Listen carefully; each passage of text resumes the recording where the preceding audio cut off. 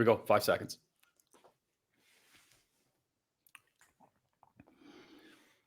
Hi, everyone. Welcome to another edition of Cash Rules with Nick Gilmore. My name is Nick Foley, and I'm the host of the show, and I'm really, really excited to be in your presence today. We've had lots and lots of feedback on last week's episode, and we're excited to continue on. So how you doing, Nick? How you doing?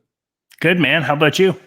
Pretty good. Yeah, I just wanted to, I didn't give the man, the myth, the legend introduction, so I feel a little bit off by saying that. But I think our listeners always know who you are and what you're about, and that's why they keep coming back every week, and we're grateful for them. So I just want to give a shout out to the listeners and the good content, the great content. I'm hoping we're providing on a weekly basis about entrepreneurship, real estate investment, business, and all things that go with that. So I'm excited to get into today's episode. How about yourself? Yeah, it was pretty. The feedback we got on last week's episode was crazy. So everybody loved the question answer. One of the questions we had post episode actually that I can't believe we haven't touched on yet is more of your background. So obviously people know, we know each other by now, but I think it might be interesting for you to touch on just real quick, your background, what you do, where you come from, and you give the listeners kind of a 30,000 foot view of Nick Foley. All right. Yeah. Well, no, that's a good, it's a good point. So shout out to the listener that was like, who the hell is this guy asking Nick questions? Because we are detailed people, but we just kind of jumped into it. So I am a professor at Loyalist College, and I teach in public relations and event management, and really, really excited about that. I'm just getting into the real estate game. I'm a real estate investor and entrepreneur. Several years ago, I started a nonprofit called Move for Inclusion, which we provide different types of scholarships for kids living with different types of exceptionalities, and it brought me on a journey to about inclusion and acceptance of all people without bias. 2015, I cycled across Canada to raise awareness about inclusion, and and I'm just really excited. I do keynotes and workshops about efficiency and about getting the most out of your day by really leaning into your morning and your daily and your nightly routines. And I derive systems about how to measure your success for your day. I know that you and I talk about it. Actually, we hold each other pretty accountable for the cornerstone principle systems that we talk about, and we'll perhaps talk about that later in the episode. So I do a lot of different things, man. Just really excited to be a part of this podcast. You and I have known each other for quite some time, but have really, been friends here over the last little while. And I look for your business savvy and your expertise in a lot of things. And I know we go back and forth and just try to better each other the best that we can for not only ourselves, but each other and also our families, which is most important. I think we put above and beyond anything else that we do our business for. Because at the end of the day, Nick, I think that's one of the things that I like to go is the reason why I'm doing this podcast, the reason why I'm in business. The reason why I know you're in business is because we want to, provide value and be of service to others. But in doing that, we want to make sure that our why is consistent. And in both cases, it's providing for our families and setting them up for the most success that they can have moving forward. So that's a little bit of a 1-minute intro of what I'm about. And I think over the next couple of episodes, several years, hopefully we'll be doing this. I don't know.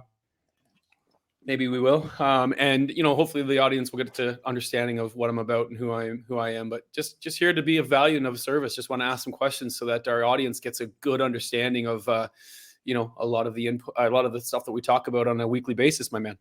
You're a pretty humble dude too. So I know that was like you said, it was a 1-minute intro. There's a lot of substance that's behind that, this guy, and everybody's going to get to know him pretty well as we move forward, but super genuine individual. And I'm pretty stoked to be able to be working with him on a weekly basis.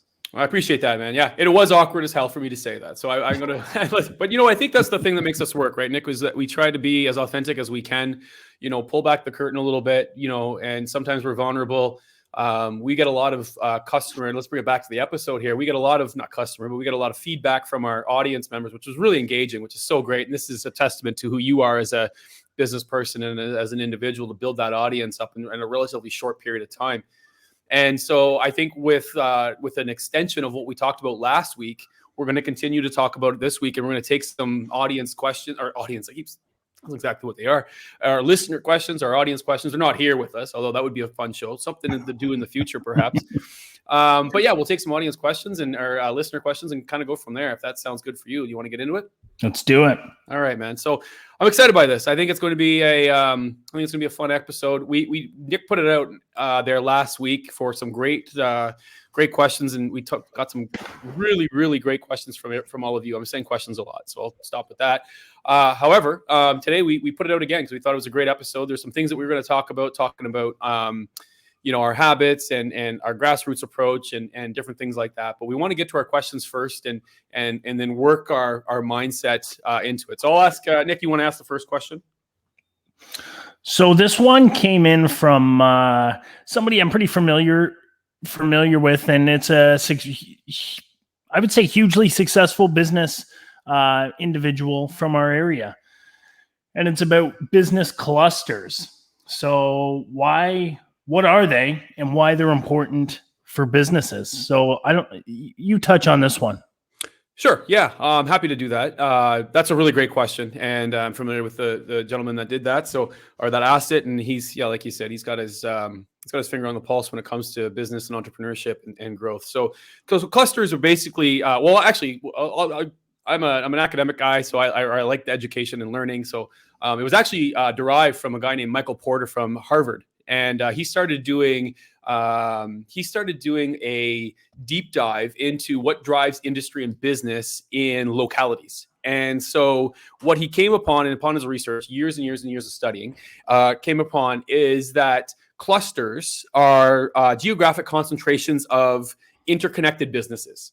Right? So let me say that again. Clusters are geographical concentrations of interconnected businesses that kind of run parallel hand in hand to each other. Not only do they drive people to the community and to that area, but they compete in a good way because they drive, they drive volume, they drive money, dollars into the community. So that's the kind of the high bar definition. Let me give you an example for our listeners, Nick, so that they can understand a little bit what we mean. So we're from Ontario. We make no bones about it. We're born and bred in Belleville, Ontario.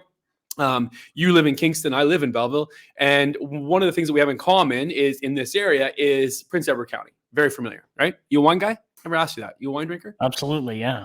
Boy, I know I am. So take for example Prince Edward County. This is an example of clusters working at its finest. And here's what I mean by that. So a cluster is, like I said, a group of competing businesses or a group of businesses in an industry like that's competing, not necessarily one siloed industry, but all sorts of industries coming together. So we have all kinds of wineries in Prince Edward County. So what does the wineries do? Well, it provides jobs. How? Well, they're growing grapes, they're bottling wine, they're making the wine, they're harvesting on a yearly consistent basis, and they're providing jobs into our community. Well, also, because our landscape is so great, what else is happening? Well, tourism is coming in. And so businesses are starting to realize that, and they're providing services, small boutique hotels, big hotels, all working interconnected together to provide a flourishing economy in a concentrated area. So I'll give you an example what a cluster in the mainstream macro condition that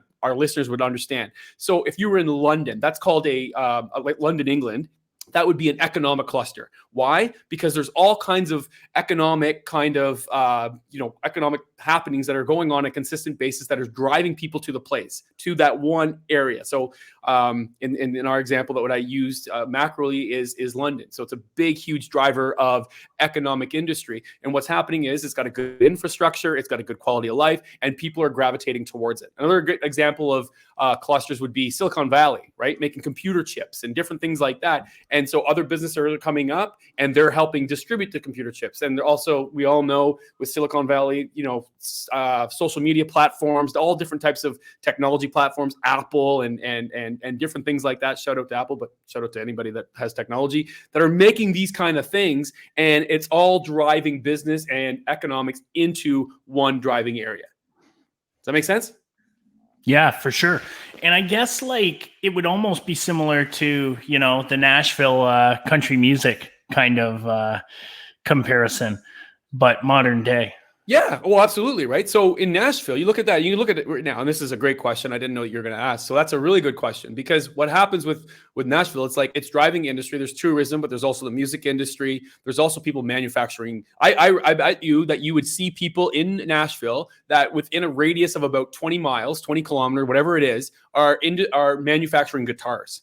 Right? There are people manufacturing guitars. There are woodworkers that are designing the guitars. There are people that are taking the guitars and shipping them to the the people. It's my Band-Aid my kid gave me this morning. I don't even have a cut.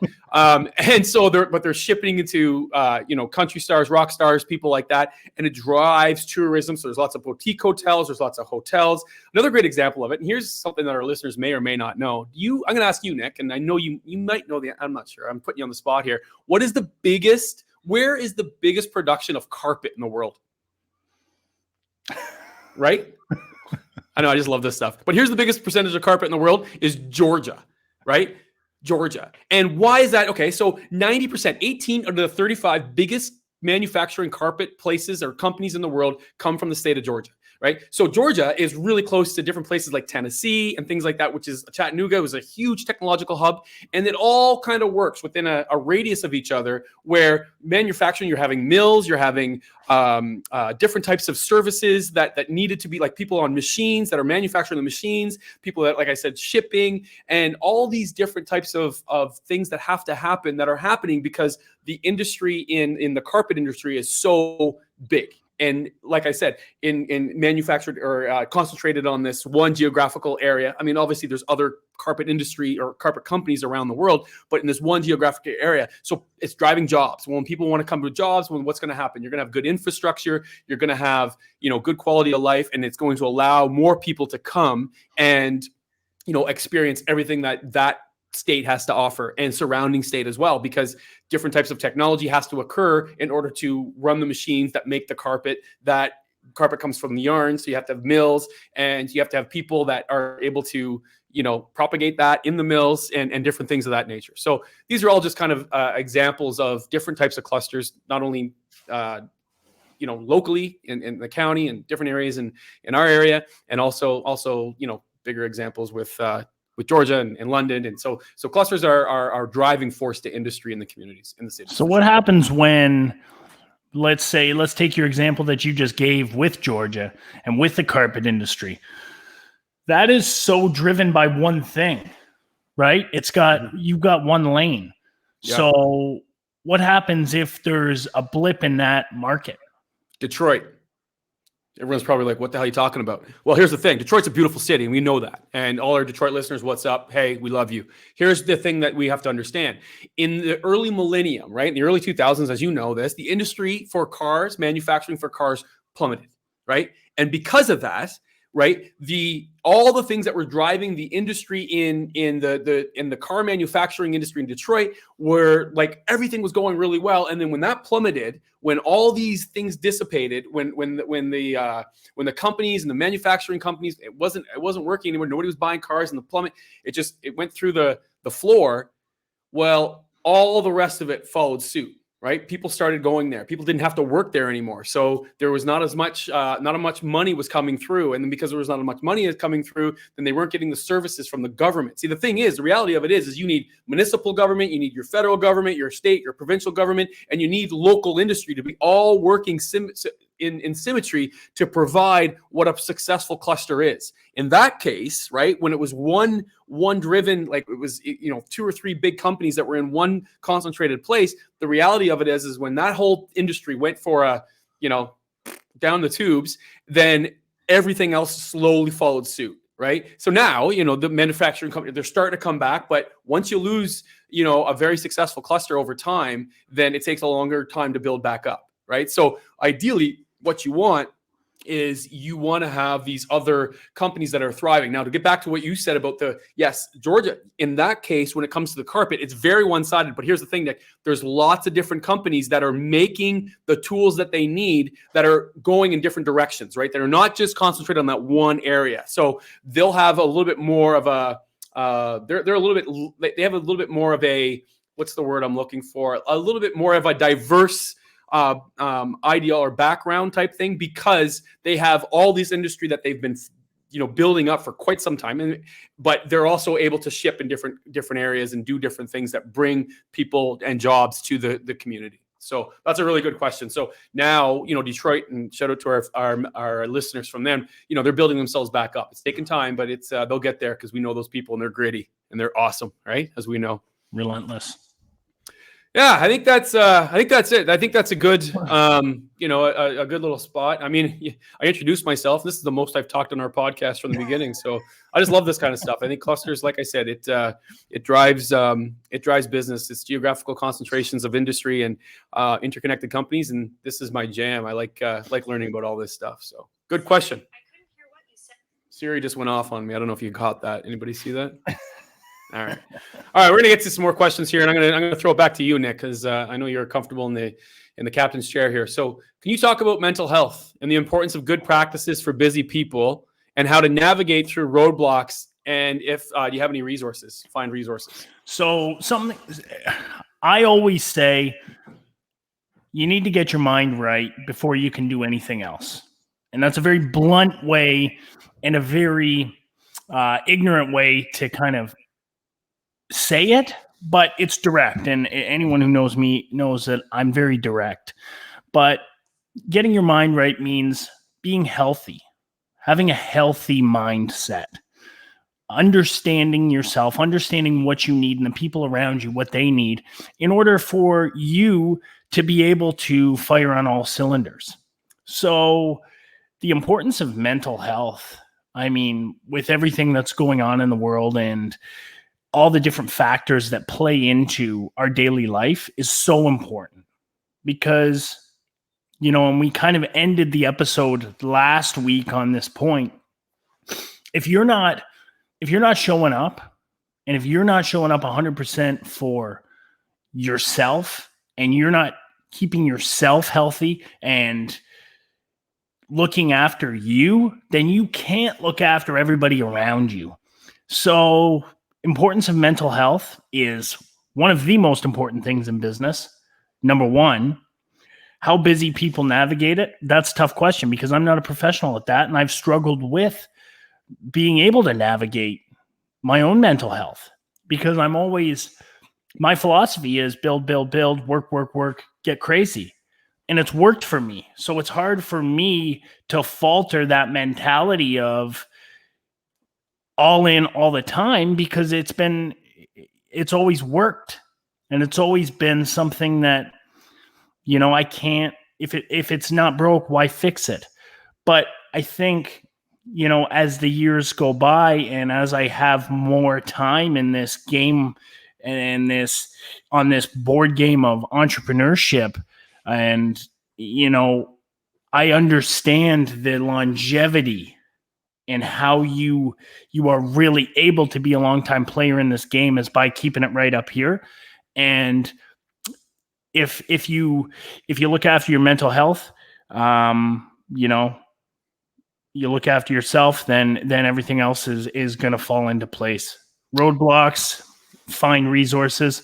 I mean, consistency, routine, having different things, meditation. I'm huge on that. Yoga. I love yoga, working out, these different outlets for frustrations and outlets for reflection are super important in business, super important in personal life to kind of keep you on track. And that would be my advice. But like I said, I'm far from a professional about it, and it's more in your wheelhouse than anything. Well, and I appreciate you throwing that at me, Nick. And I think that's, and again, one of the things that I want to, and I think our listeners know is that you are honest and authentic, and that's why we have such a great listenership and loyal listeners, which is so refreshing. I do know a little bit about this, and I will, if you don't mind, I think I'll say a few words about it, and hopefully give some insight to this person who asked, who I know is a very busy person and a business owner themselves, and doing a lot of good. So when I talked about at the beginning of our show, when I talked about cycling across the country, everything went well. 8,321 kilometers. We raised a bunch of money. We did a bunch of good. We raised a lot of awareness as well. The problem I had was for 18 months of preparation and 3 months on the road, I was solely driven on one thing: raise awareness and get across safely so that I can see my family again. When I came back, everything went to hell. And that's the absolute truth. I was awful to live with. I was on the verge of a mental and physical breakdown. I really didn't know how to get myself out of it. And so after about 10 months of wallowing in my own self-pity and recognizing the writing on the wall that I was going to lose everything. I was going to lose my family, which is the most important thing in my life. I was going to lose my wife, my partnership. I needed to figure it out. And so I came across a article that I read online that said that you need to get intentional in the morning. So here's the tip for the person and everybody listening. Get intentional in the morning. I don't subscribe to the notion that you have to get up at like 5 in the morning or 3 in the morning or whenever you do. I'm an early riser, but I go to bed early, right? What I am a subscriber to is that when you get up, you have to be intentional. And so I got up in the morning on the first day and I said, what I'm going to do is I'm going to work out for 20 minutes. So I ran down to the end of the road and back. It took me 20 minutes to do. This article said 20 minutes of exercise, 20 minutes of reading, and 20 minutes of like intentional journaling. So I went down, and after I said I was going to do that, I did that. Sorry, something in my throat. Next thing is I went down, I read a book. I got a book called The 7 Habits of Highly Effective People, and I started to read for 20 minutes. After that, I just started a freelance journal, just writing down things that I'm grateful for. With time, I started to feel better. And the reason being, Nick, is because I started to get more intentional with my life and more intentional with my day. And now, 5 years later, after starting that, this is what I do, is try to help people in as many capacities as I possibly can. You and I know, we actually go a little deeper. I've got a program called the Cornerstone Principles in my life of cadence. And what do? Is we measure the things that we wanted to measure, the principles we want to measure. And I'm a big believer in, what gets measured gets improved. And so for those that are listening, what I would do is I would give yourself a little bit of grace. And the grace is this: if you're feeling like doing something, great. And if you're not, then listen to your mental health. Listen to your body. Listen to the, all the things out there that are telling you need to slow down. I got a question the other day on a podcast as I was a guest of the show. This was a little while back. And they asked me, they're like, you're an early riser. What if you sleep in? I responded simply with, then I sleep in. Right. And I allow myself the grace to do that. So I think we're really hard on ourselves as entrepreneurs because we have to get this done. But sometimes you just need to take a break. So the big thing that I would say to our listeners is, take a break from time to time. Roadblocks don't necessarily mean they're complete stop signs. They just mean that you need to rethink the way that you're approaching your life and your business and just kind of look at different angles and reach out to people. Right. So I've got a website, or not a website, my email, I think it was up there. So we'll put that back up. nickfoleyspeaks@gmail.com. This is what I do. Is one of the things that I concentrate a lot of time on is helping people be as most efficient as they possibly can. Nick, you and I have done this kind of program together, right? We've got a program that you wanted some not necessarily help with, but wanted to go back and forth with, and we hold each other accountable. So my thought is, if you have any questions for me, send a message to nickfoleyspeaks@gmail.com, and on behalf of the show, I'll have no problems getting back to you. Just say that you're a listener, and I'll know exactly where it's coming from, and I'll answer any questions that you need that I know that I may know the answer to, and I'll provide any kind of resources that you may have that's going to help you. But the first thing that I would say to you is get intentional in the morning, and I would also say that movement helps me, meditation, like Nick said, helps me. Drinking lots of water helps me. And I would also say that making sure that I am very intentional with whatever my aspirations are in business, my application is what I'm doing every day is my application on how I'm going to get there. And if I have an aspiration of I want to drive money and like I want to, I want to have a solid first quarter, then making sure that my application aligns with my aspiration on a consistent basis. That all said, allow yourself some grace. And we're all human, right? And I know, Nick, you've got that notion of like work, and you are a warrior when it comes to that. I try to work as hard as I can as well, but the reality of it is I also have 2 little kids that are, under 10 years old. So they take my time, and I think it's kind of one of those things where, if you would allow yourself a little grace and you're intentional with your time, and the rest will take care of itself. So look me up, nickfoleyspeaks@gmail.com. Tell me that you're a listener. I'll know where it came from, and I'll help you with any kind of resources that I have. Because I mean, I've given you some resources, Nick. I know you mentioned, with the Cornerstone principles and the different things that you measure on a consistent basis to help you be a better, person for yourself, for your business, for your partner, for your wife and that. So like this stuff is what we can really It's huge. get into. It's huge, man. Yeah, absolutely. Great question. How do you navigate getting mortgages and loans without having a T4 while working your small business? This is a really great question. Go ahead, Nick. That's, again, kind of going back to what we talked about last week. If you don't have a T4 or T1 general, or T2 in terms of like dividends, and you're not showing any income is what I'm gathering from this question, then how do you navigate getting a mortgage? Well, you need to go to other lenders. So there's something called stated income. And if you're making money, okay, so you're making money from different avenues, but you're not showing it on paper perhaps yet, or it hasn't been a full year, then you can use what's called stated income. So you tell them, I'm paying myself $1,000, $2,000, $3,000 a week, whatever it is. And you show them the transfers going from your bank account, your business bank into your personal bank or whatever. You show them a kind of a series of consistent transfers that are happening so that it proves, yes, that is in fact how you're getting paid. And B, C lenders, probably more C lenders, and private guys will look at you and they'll get you some type of a mortgage to get you into the game. The terms around that mortgage will probably look something like 1 year fixed interest rate, maybe 8 to 10, 11%.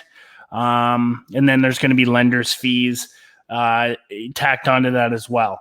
That being said, it sounds expensive, but it gets you in the game, and this is it's all numbers. And if it works out and the money coming in is greater than the money going out, then you're winning. So, don't worry about the little fees and then the cost of doing business here and there, because I mean, that's typical. You're going to pay a little more, but that's the price of the game.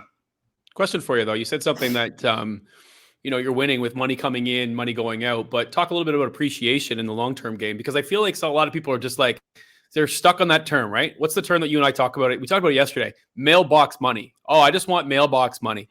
And I understand that. I get that. But talk a little bit, Nick, about the importance of understanding the long-term game when it comes to getting mortgages as a real, and I'm guessing that they're probably talking about themselves personally, perhaps, but maybe for people that are listening, that are like, hey, I want to get into the investment property game. It's kind of the same, it's the same mindset or the same mentality when it comes to getting the mortgage, especially if you're working a business for yourself.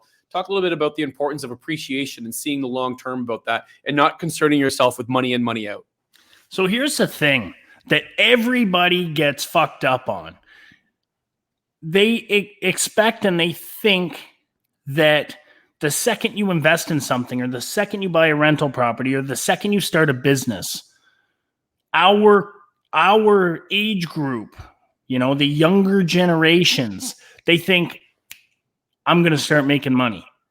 And the reality of it is that it couldn't be farther from the truth. And in fact, it's the exact opposite, because most times, you're actually bleeding money into the business or the investment or whatever, the real estate, to keep it floating. Because, these things, they're not easy. You don't just jump. If I love the saying, if it was easy, everyone would do it, because it's so fucking true. And yes, investments are great. So to answer your question, the appreciation on it, that's the gravy in the whole investment. Because yes, you're having somebody else pay it down if it's a rental property and they're paying you rent and you're putting it against a mortgage, and maybe you're covering a few extra expenses here and there.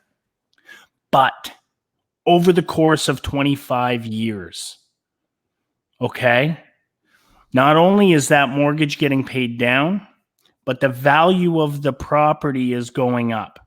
Will it go like this, up, down, over the years? Of course it would. And it's going to. But a mentor of mine gave me, and I've said this to you before, he gave me a chart that detailed the stock market. Okay. Or I can't remember exactly, like TSX composite index or whatever the hell it was. But it was, the moral of the story was, it was like back to the 80s to when I got it was like 2015. And he's like, okay, I want you to focus on the years 85 to 90. Okay. And it was like, I'm like, okay. And then he's like, so now broaden the spectrum. Look at a longer period of time. Okay. So it went down. Okay. Came up a bit. Okay. Now extend the period of time.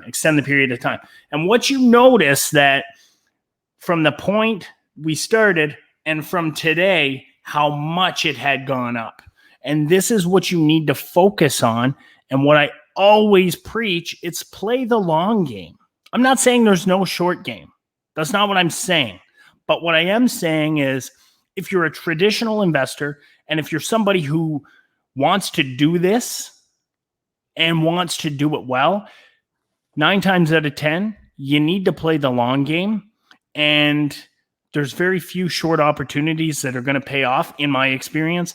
And, you just got to look at the appreciation and look at paying off your initial capital investment, pay off the mortgage against or your margin or whatever game you're playing, and, be consistent.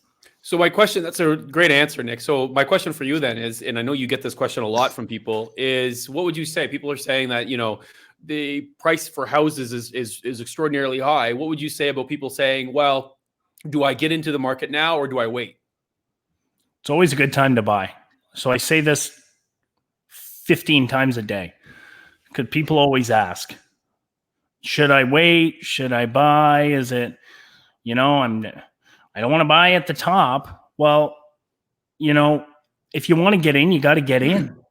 You got to get in at some point.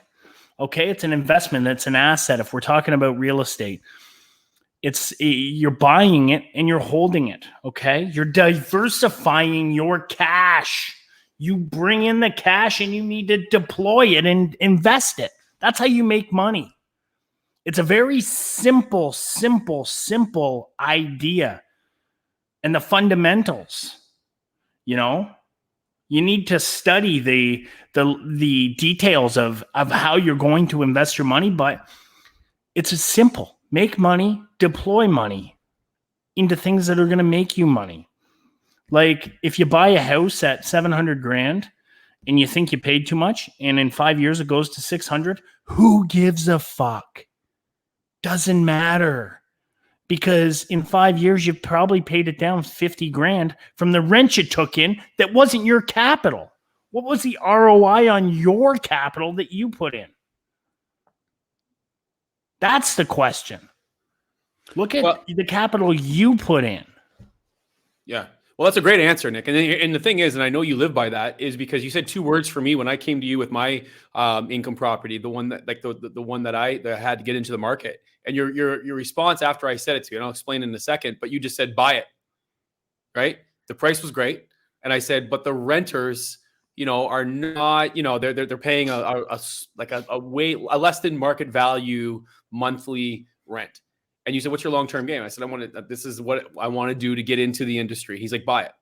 But who cares? 25 years from now, you're going to look at that being like, that was a great investment. And it is.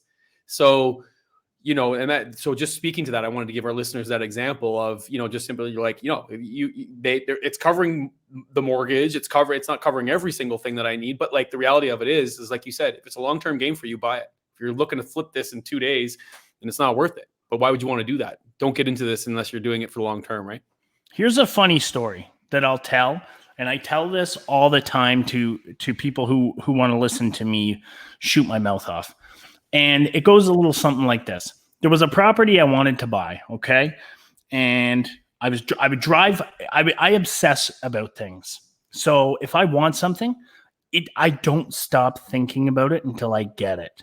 And I mean, anything in regards to like money, real estate, whatever. If I have a goal, I obsess over it, and that's my focus, and I do it until I get it.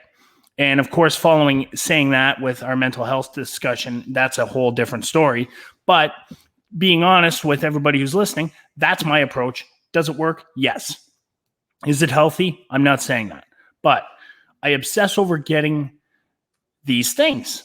So I was looking at this piece of real estate. I would drive by it every single day after work. So I would work about 12, 13, 14 hours a day. And then I would leave work and I would drive by it and drive by it and drive by it and just think. Okay. I was thinking and obsessing like, okay, how am I going to buy this?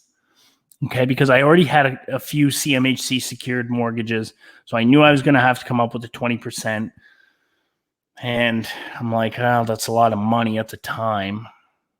It was a lot of money now. So anyways, I had the girl I was dating at the time. She's like, don't do it. Don't buy it. Trust me. Her mother, don't buy it. My mom, don't buy it. Everybody around me said, don't buy it. So I bought it. Okay. I went through and I bought it.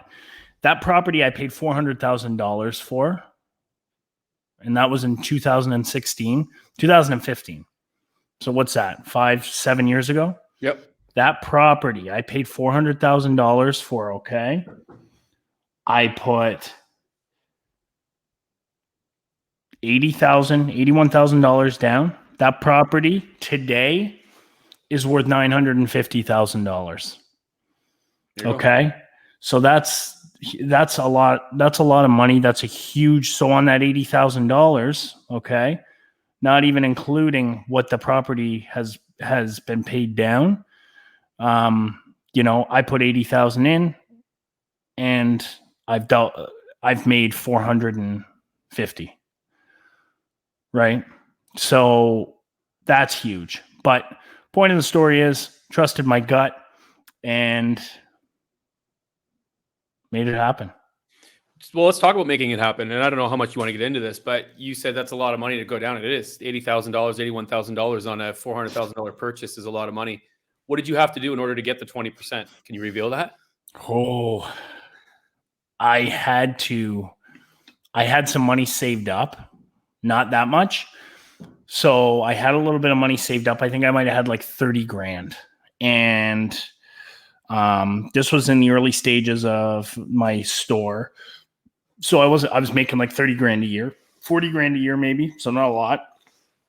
And, so I had expenses, obviously. And I had lines of credit because I was really good at talking to the banks and I had good relationships. And they knew me. And I had good credit because I always paid everything and I was smart. And I learned about my credit. See last episode, people. Learned about my credit, understood my credit. And I was able to get these lines of credit from different banks. So I went to Bank of Montreal. I went to RBC. I went to Scotia. I went to TD. And I talked to all the different branch managers who I knew. And I said, I need lines of credit. So I got lines of credit from each of these different institutions. Some of them were like $5 grand. Some of them were 40 grand. So I was able to take money from my line of credit, use that, couple it with the money I had saved, put it for the down payment, and I bought the house. Was I, extended quite a bit? Of course I was. I was making 30 grand a year, for God's sake. But I remortgaged the place, obviously, shortly thereafter. I was in a shorter term mortgage because I knew what I had to do to get it. Remortgaged it for a little bit more, paid the lines of credit off. Bob's your uncle. Yeah, and I think it is important for our listeners to understand, right? Like, it's not necessarily conventional when you go and you're especially as an entrepreneur and you're trying to buy, assets. When you go to different banks, one says no, and you're like, okay, well, I can't buy it. You didn't let that come into fruition. You didn't let that be a deciding factor on how to do that. So actually, I think it's actually interesting that you said a good point, Nick. So you remortgaged the house. Okay, so talk about the importance of taking out equity in the home and why, or the property. You didn't say if it was what it was, but talk about the importance of taking equity out of the investment, and then how you allocated the funds. I know you paid things off, but why is that important? Not just with that property, but with all the properties that you own and the different types of investments that you have. Why is it important to understand when it's time? You remortgage every 3 to 5 years, whatever your term is, and then taking that money and reallocating those funds. Well, it's huge. It's the only way to grow.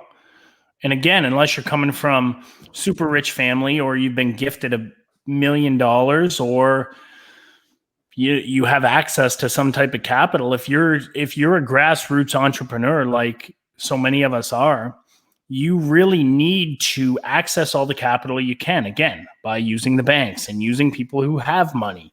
And these people want to invest in people like me, like you, like some of our listeners who are hungry as fuck, and they will do anything to succeed.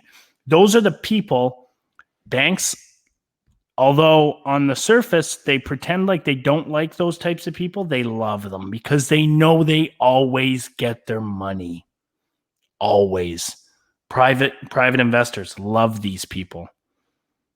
I would work 15 jobs to pay back a loan before I let it default if my idea went tits up. So, pull the money out, paid off what I needed to pay off for my lines of credit, and then I took the money, bought more. So I had a little bit extra, bought another one, used my line of credit again, bought another one, bought a multi-unit, bought a building, like just started buying this stuff. And I understood how I needed to look on paper and how I had to, what I had to do in order to do it. It wasn't like I was making nothing. I say nothing. I don't mean nothing, but I wasn't making enough for a guy who had started to build this portfolio of real estate. But I learned how to work it, and I learned how to buy these and to get the tenants and to sign the leases before the property's closed, and all these different little, tips that I had learned. I knew, and I did them. And then when I went to the bank to borrow money, I had the lease that they could use the income for, coupled with my income from the store. And these things, I just learned more and bought more and bought more. And then, it got to a point where we started focusing on really big stuff and kind of stepped away from the smaller stuff. But that's how it started. Interesting. Two things I want to ask you. Let's talk about so in order to have that, you have a really interesting mindset for money. Talk a little bit about money mindset. Yes, this is very important. Very important. Listen up, people. Having a mindset for money and a money mindset is the key to success. You need to understand the money. Okay? So, if you're somebody, and I texted this to you last night, I said, a rich man invests his money and spends the rest. A poor man spends his money and invests the rest. I love it. Okay? So, you need to be focused on the growth. You need to be focused on what you're doing. You need to be focused on investing, focused on buying real estate, focused on your business, focused on your job, your career, whatever. Like, I'm not saying you need to go out and be the next Elon Musk or fucking Steve Jobs or whoever. Like, being an entrepreneur is for somebody or some people, and it's not for some people. And that's fine. But having a money mindset is for everybody. It's not just for the guy who wants to build a business. It's not just for the fucking portfolio manager at fucking RBC. It's for everybody. You need to understand it for your kids, for your family, for everybody around you, so that you can help them, help you. You need to help you before you can help them. And people who think, well, I just let my husband manage the money and I don't understand it. And that's fine. That's fine. And you and I have had this conversation, and I want to manage the money. And I, you know, I'm sure that you like to manage the money too. Yeah. But we both, like, our wives are smart people. They're very smart people. They understand it just as much as we do. Yeah. But it's not like they're just going blind into whatever the hell, you know, we want to scheme up.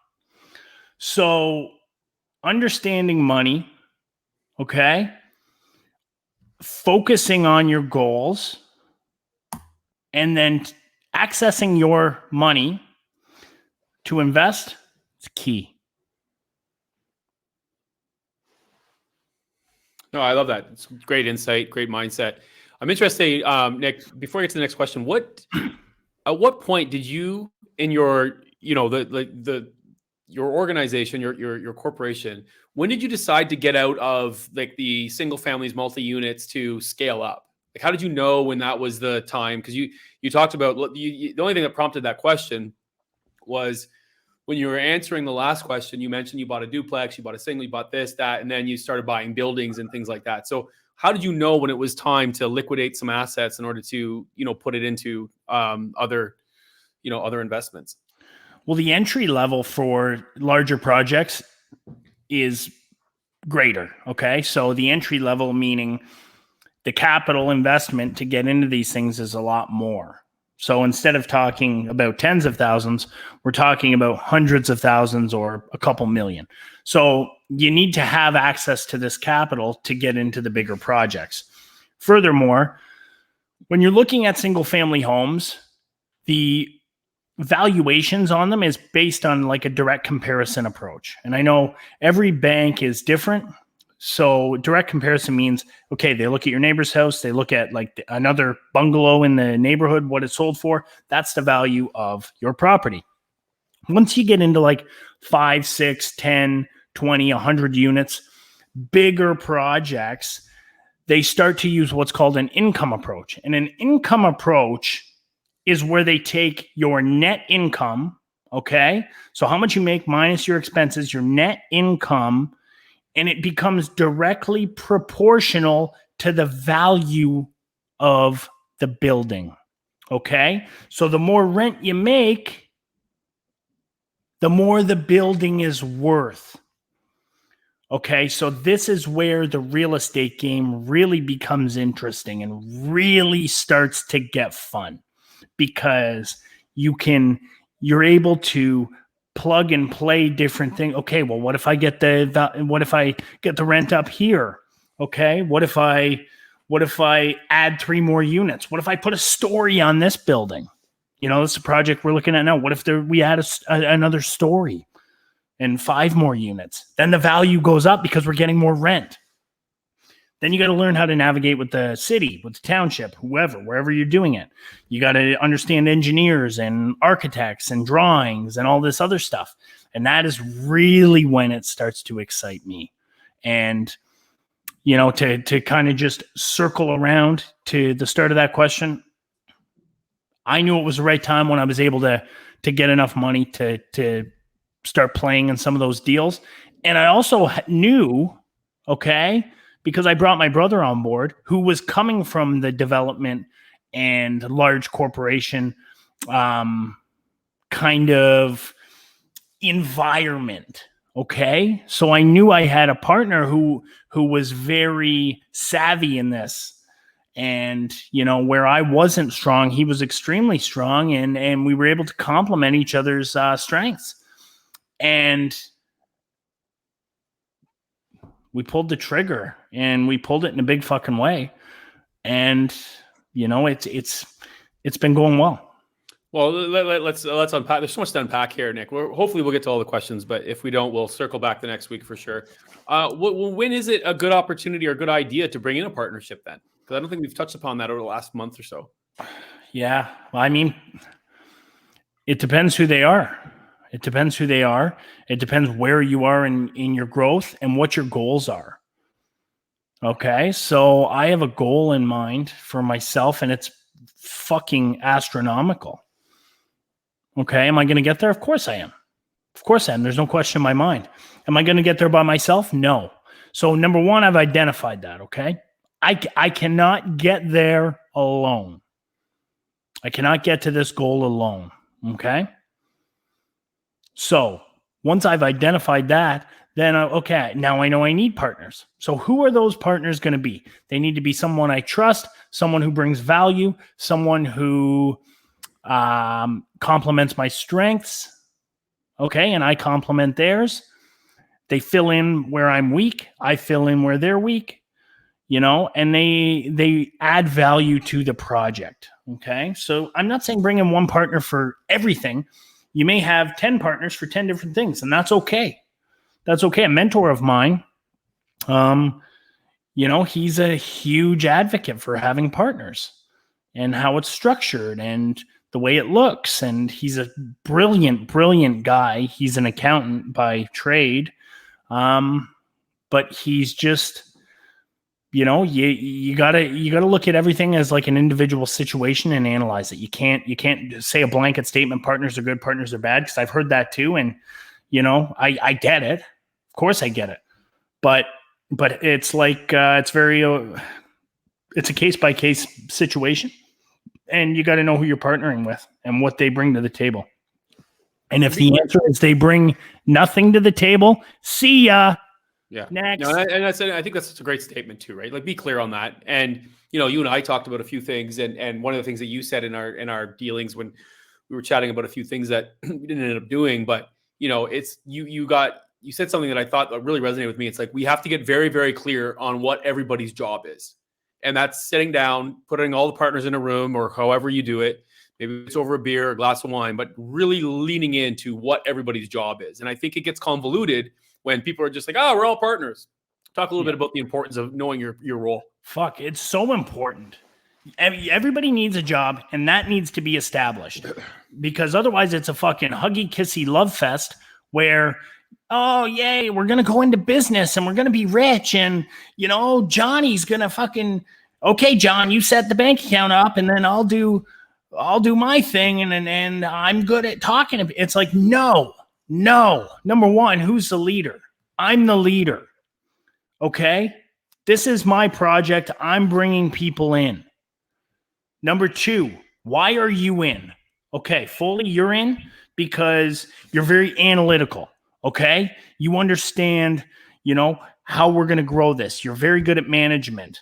You understand people. So your job is going to be X, Y, and Z based on these things. Sam, you're coming in because you're an accountant.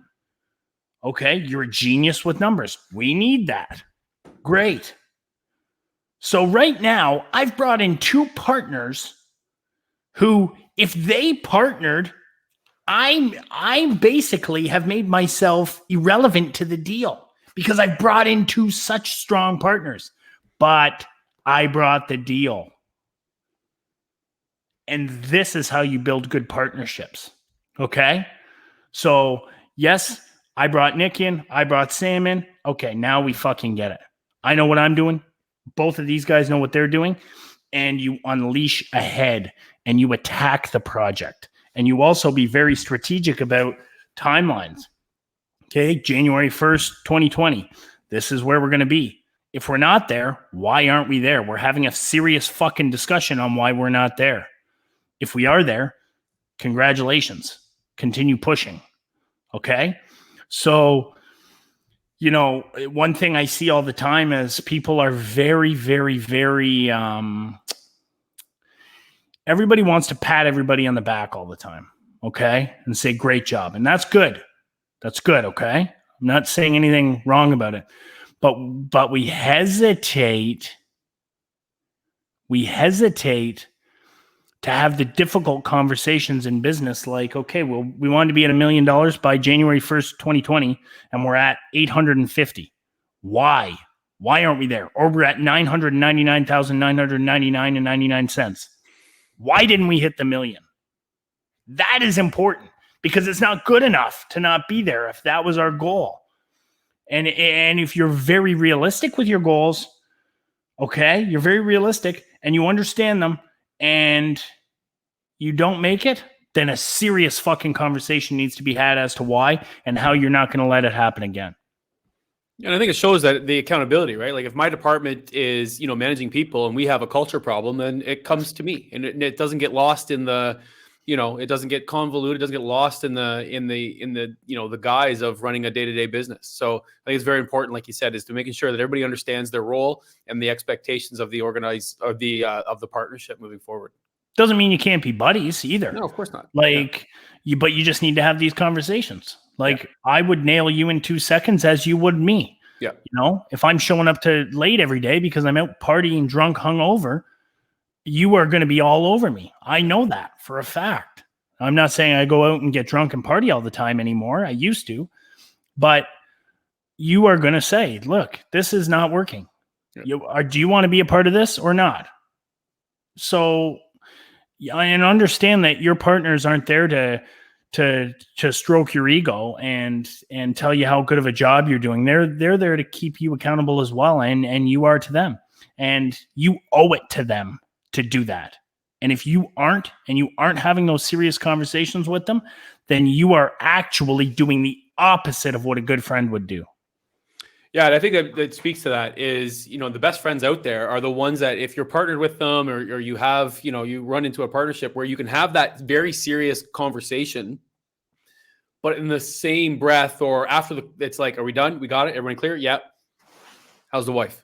How's the kids? How's the husband? Like, you know what I mean? Where you're actually taking the business out of it because you recognize it's rooted in friendship. If it is, sometimes partnerships aren't. They're just strictly strategic and business like, and that's business. But I think, like you said, I think it's important you have that very real, and you and I, we have a good rapport where, we can give each other hold each other accountable, and in the same breath know that our friendship is foundational in the sense that, we've got a lot of the same ideologies and views and goals and things like that. So we can talk about business and then flip it over to how's the family? How's everything going? And I think that's important to talk about.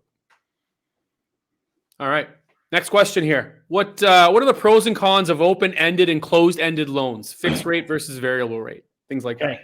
Beauty. So yeah, the remortgaging thing that I was talking about earlier, where I used my lines of credit, used my credit cards as down payments. Okay. So pro of an open-ended mortgage, you're able to pay it off anytime. You're able to remortgage anytime. You're able to do anything involving changing that mortgage free of charge. I say free of charge, there's always charges, but there's no huge penalty associated with breaking that term. Okay. So open-ended, you can pay it off. You're able to renegotiate a better rate. You're able to pull money out and remortgage and all that kind of fun stuff if you had to get into it to, accomplish some type of a goal. Closed-ended loans, closed-ended mortgages. So basically, it's a term, a 5-year fixed. Everybody's heard that 5-year fixed mortgage. So typically, okay, now things change and things are different, but typically the 5-year fixed term in Canada is based directly on the 10-year US bond yield. So as that goes up, interest rates go up in Canada. That changes, obviously, different factors play into it. But that being said, 5-year fixed loans, typically, okay, we're in crazy times, but typically you can get the best rate at a 5-year fixed, the lowest rate. Okay, so that's all fine and dandy. So if you are buying a single family home for you and your family and you want to have peace of mind that your mortgage isn't going to change, your cost isn't going to change, 5-year fixed, it's going to stay the same for 5 years, and that's all fine and dandy and great. If you bought a rental property and you needed to use a whole bunch of crazy money to get it, but you're going to do X, Y, and Z to it, and it's going to appreciate, and you need to remortgage it to get that money out and pay shit back, then open-ended is fine. Now, you can still do that with a closed mortgage, but you're going to pay. So there's a cost associated with breaking a mortgage, and it's dependent on like 3 months interest or an interest rate differential calculation that, any mortgage agent or your bank manager can help you with. So cons, closed mortgage If you pay it off, there's a huge cost. Open, there's not. Open-ended pros, you can pay off stuff that you might have used to get the mortgage, but it's more expensive money because the bank's not guaranteed to get a return over X period. Variable rate, again, you're playing the market. So if you understand the market, you understand where you're going. Variable rate can be good. You can win or you can lose. But again, if you're somebody who really likes to have stability in your payments and you don't want to worry about it too much, then, fixed rate is typically the way to go. And usually it's not that much more expensive than a variable. That's great insight, Nick. So we've had a really far-reaching and deep dive conversation today, and I know our listeners are smarter for it. I know I am, and so we're really grateful for that. So, any parting shots before we wrap things up for another week? Listen to this, people. This is important. Okay, it doesn't matter what you want to do in your life. If you want to be super successful in business, if you want to be super successful in your marriage, if you want to be super successful in whatever the fuck it is that you want to do, consistency, quality, consistency, okay? So you need to show the fuck up all the time. Every day you need to show up. You got to bring the same thing every day, as hard as that may be, because, it's harder to show up. And I would say, like we asked this question, 70 to 80% of the time when you wake up, you might not feel like doing it, but you do it anyways because you understand that is crucial to the success of your goal.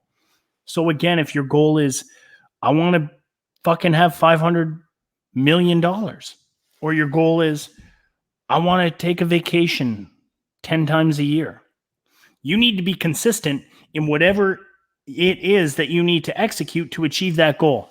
And if you're not, then get the fuck out of here. I'm Nick Foley. He's Nick Gilmore. This is Cash Rules. Beauty. Nailed it. I love that. That's a